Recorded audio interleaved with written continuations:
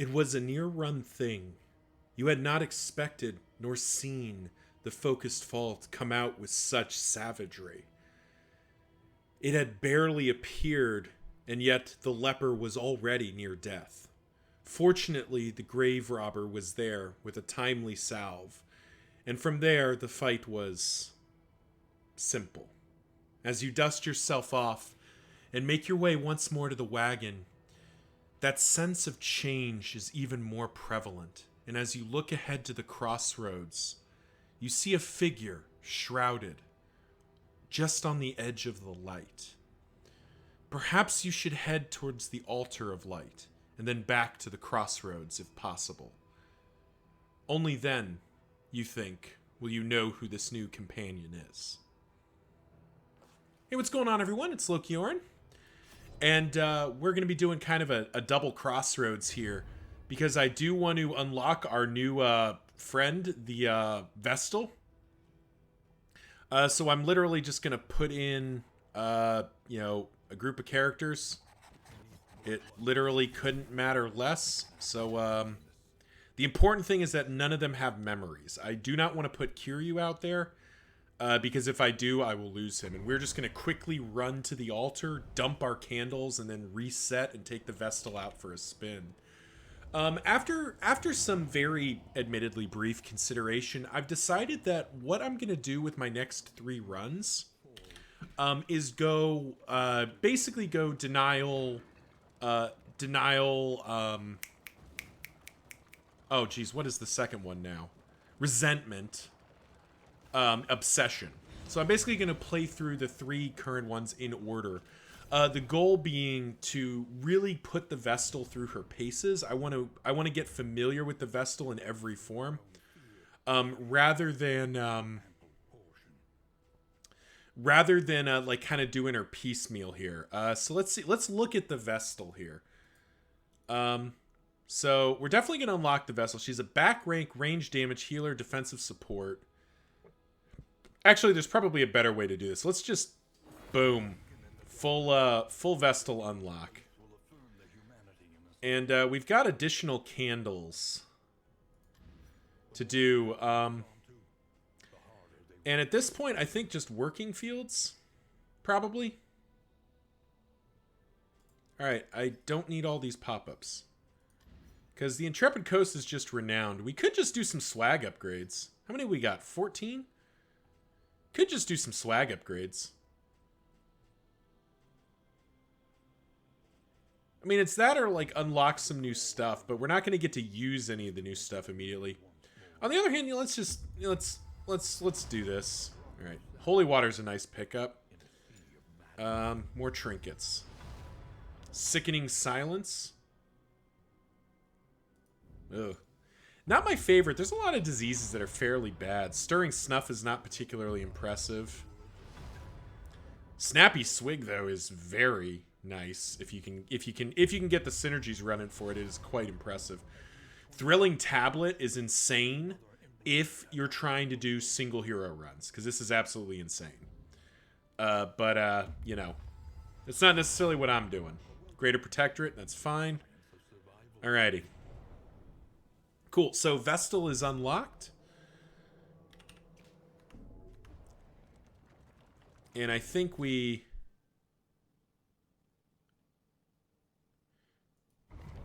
abandon. A broken will carries no hope of success. Well, I mean, let's call it what it is. That wasn't exactly an intentional run there. That was us quickly doing a thing. And now we head to the crossroads for real. Well, first we got to choose our thing again. And comment section below if you agree with this, because I can't imagine this will be the last time a hero is introduced. But I think I am going to go Denial, Resentment, Obsession, each one with a different formation that uses the Vestal. I do need to do some research and find all the new Vestal formation names. I'm sure some of them will be, will be found by others and told to me. Comment section below if you found one and you'd like to see me run it. Definitely looking to add them to the overall project. And I'll be updating the spreadsheet, which is in the video description, once we have more. So let's take a look at the Vestal. Look at her, Junia, the Vestal. Voter Scrounger and Selfish. Now, fair enough. Let's talk skills. So, Ministrations, Mace Bash, okay. Sanctuary, Consecration of Life, Divine Comfort, Mantra. All right, so we've got a bunch of skills to unlock. So, Hand of Light from the front two basically just buffs her and buffs somebody else. Okay.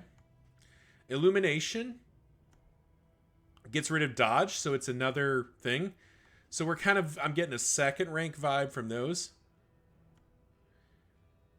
All right. So that must be her new thing. I know it's called Consecration. And it seems like if she has 2 Consecration, she deals an extra 100% damage. If she has 3, she deals 3 burn as well. And then it just becomes slight damage increase and 4 burn. Okay. Divine Grace. Okay, so more Consecration equals more healing. Okay. Cooldown 2.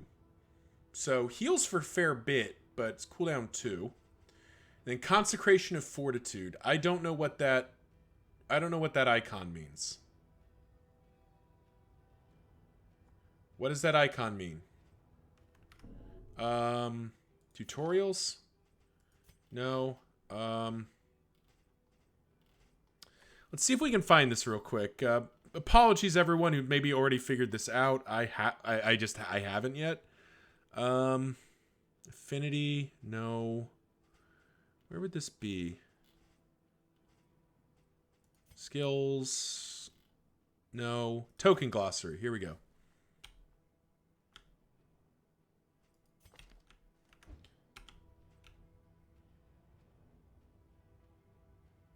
I just hold H.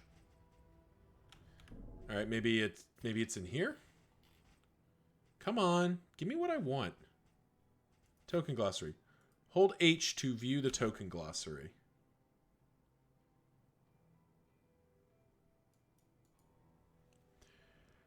All right. It's not really cooperating with me here.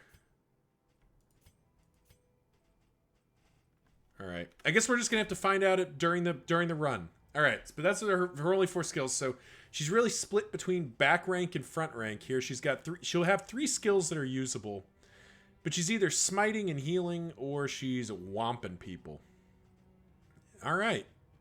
Don't know what that token does, but we will find out. All right. Let's see her 3 hero paths. Confessor. Submit and be purified. Rank flexible role that specializes in debuffs and token removal. Turn start. Oh, and this is something Rowan told me about, that when she's a confessor, her skills change. So Hand of Light becomes weakens the enemy now. And Illumination strips positive tokens. It ignores dodge now. Judgment debuffs now. Divine Grace is unchanged, and Consecration of Fortitude is unchanged. Yeah, so if we go to Chaplain, rank flexible role focused on party defense. So Confessor just gets a Consecrate at the start of the turn and gets increased debuff chances for Consecrates. Chaplain gets Consecration whenever she gets hit, gets enhanced stun and move resist, Hand of Light, Mantra, and Sanctuary. We only have Hand of Light unlocked, which now just gives her extra tankiness. And then Seraph, back rank support role that specializes in Consecration. Gain 1... I assume that's the Consecration token. Whenever Consecration activates, Consecrations last 5 rounds. And it affects Consecrations we don't have. Oh, no, it just makes this last longer. Oh, okay, this must be the Consecrate thing where it consecrates a rank. So you choose a rank and consecrate it, and it gives bonuses. Gotcha. Okay. Yeah, we're just going to have to play with this. All right, so a lot to take in here. And obviously we have a lot of skills to unlock, so definitely looking forward to this. Now, I did have somebody in my comment section, Sarah Myers, thank you very much, did give me a formation they had found that, you know, is named. This is the collection. Presumably because they're here to collect your teeth, if nothing else. But yeah, I think this is as good a formation as any. So do we want to just start her out as a wanderer? We're definitely going to want to try out all of these hero paths. But maybe I'm just going to start out as with Junia as a wanderer. Just, well, actually, she's not even going to be called Junia because at the request of RH, we do have a name for Junia here. It is Battle Grandma. Battle Grandma. There we go. So, yep, Battle Grandma's going to join the party here, and I think we're just going to take her out as a wanderer. She's a Fodor Scrounger and selfish. Let's see, Audrey's Fodor tactician, but cosmic fearing. We're definitely going to give her a hero path.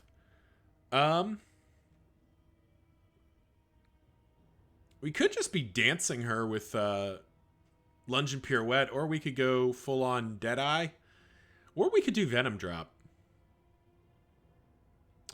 What rank is Flashing Daggers usable from? Let's go Venom Drop.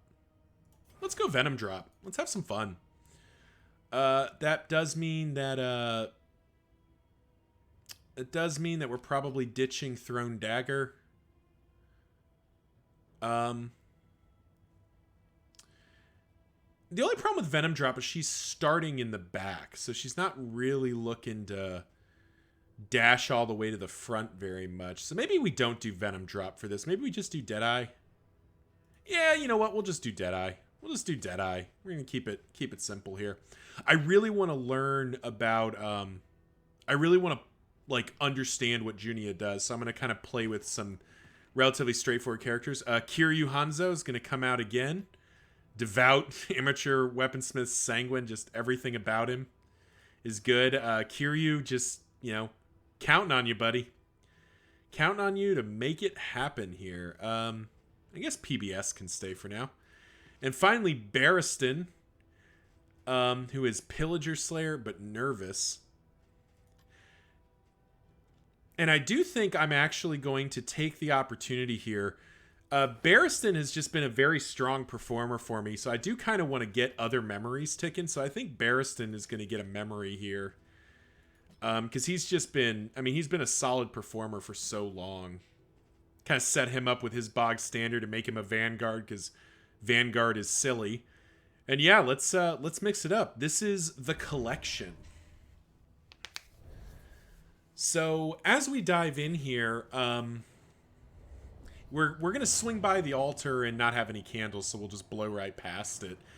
But yeah, it is really tough for me to. Oh right, I can't even put a I don't even have the stuff to put a memory on him right now. Oh, that's too bad. Oh well.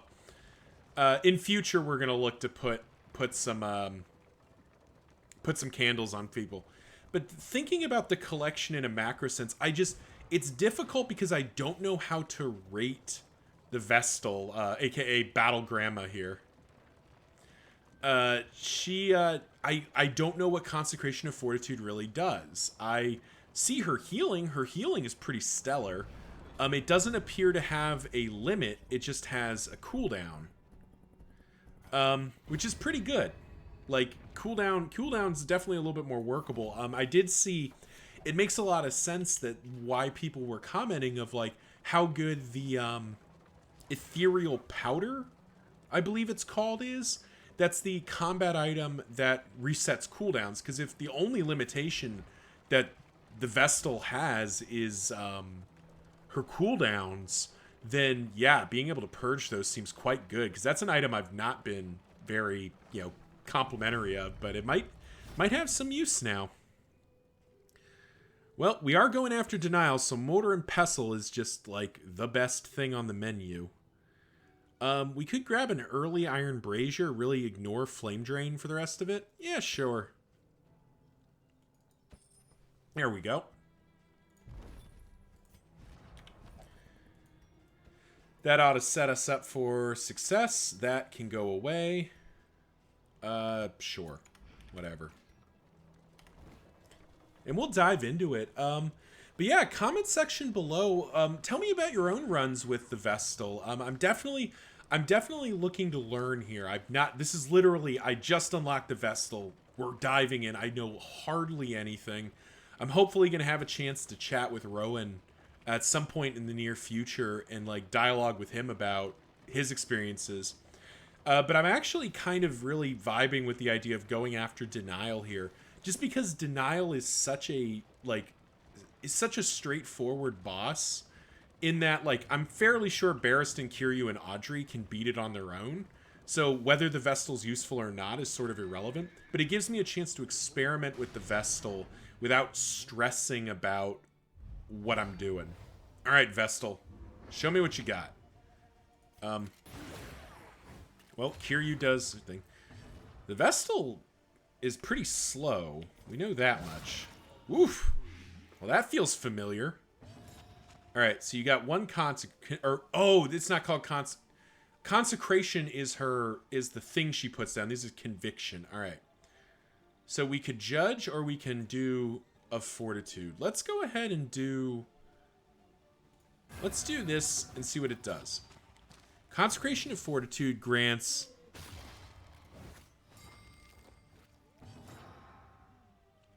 okay, so her consecration of fortitude is a tanking one, and it just means that there's a 50-50 of getting some kind of tankiness. That makes sense. It looks like a shield.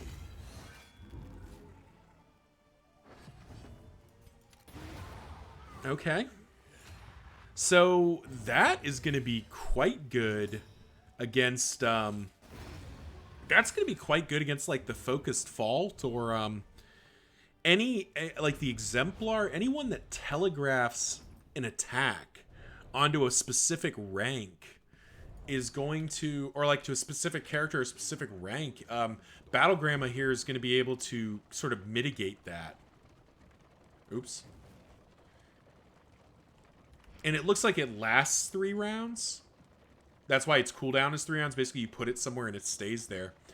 That also makes it really interesting, because there must be one that enhances damage. Consecration, I think there was something, Consecration of Valor, maybe? And that must be why people were talking about dancing compositions being really strong with her. Because you can set one rank as, like, the heavy hitter, and then just, like, shuffle people into it repeatedly. All right. Well, let's go ahead and get the easy stuff set up here. Minor Sharpness Charm. That's actually not too bad on Barristan. Buy that Healing Cell. Buy that Minor Sharpness Charm. Slap that on you. Slap that on you. Make you big. Put this on somebody. Well, let's figure out where we're going first. Oh, straight into the sluice. No questions asked. Definitely going straight into the sluice here. I like how Junia's reading a big old book. Everyone else is like dozing, and she's just like, I gotta study. All right, if we're going into the sluice, we can afford to play a little fast and loose here. So this must turn this into dodge plus and block plus tokens, which is absolutely insane. I cannot imagine how good that is. And then I think we'll just set up Retribution. Retribution's so good early. And I don't think we're going to need Bolster in the sluice. Yeah. All right. Well, thank you all for watching as we click the button here. We're taking out Junia, the Vestal, a.k.a. Battlegramma, into the sluice for her first run. Look at her posed there quite impressively. Tune in next time as we take the collection into the sluice to collect some hide and some tusks. Until next time, see ya.